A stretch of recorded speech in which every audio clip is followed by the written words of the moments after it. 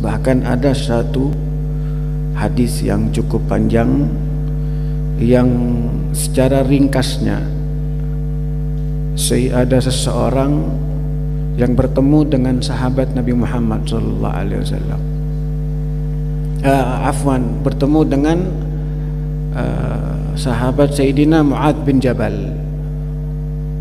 Dia tanya sama Sayyidina Mu'adz, "Ya Mu'adz, hadithni an hadithin sami'tahu min Rasulillah sallallahu alaihi wasallam." Sebutkan kepadaku satu hadis yang pernah kamu dengar langsung dari Rasulullah sallallahu alaihi wasallam. Maka berkata Sayyidina Mu'adz bin Jabal, "Aku pernah bertanya kepada Rasulullah sallallahu alaihi wasallam."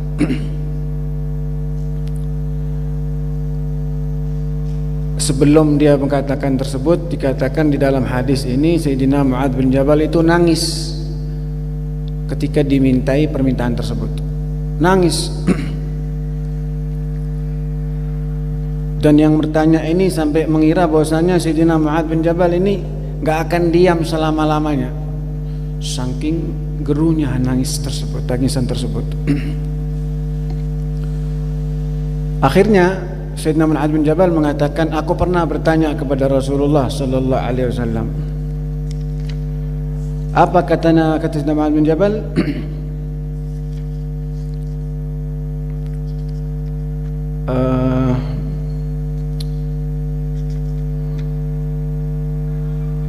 Sesungguhnya Allah Subhanahu wa taala, ya Rasulullah, bagaimana atau berikan aku satu ilmu yang dengannya aku bisa selamat dunia dan akhirat.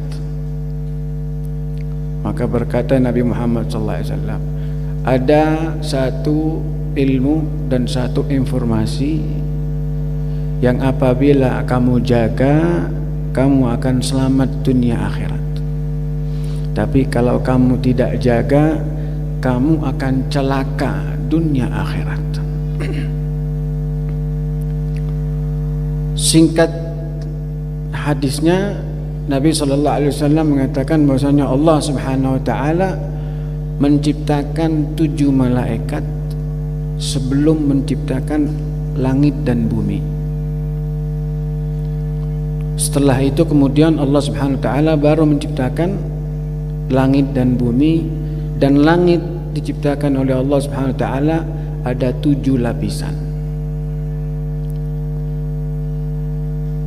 Dan 7 malaikat pertama yang diciptakan tadi dijadikan sebagai penjaga bagi setiap langit. Setiap langit dijaga oleh 1 malaikat.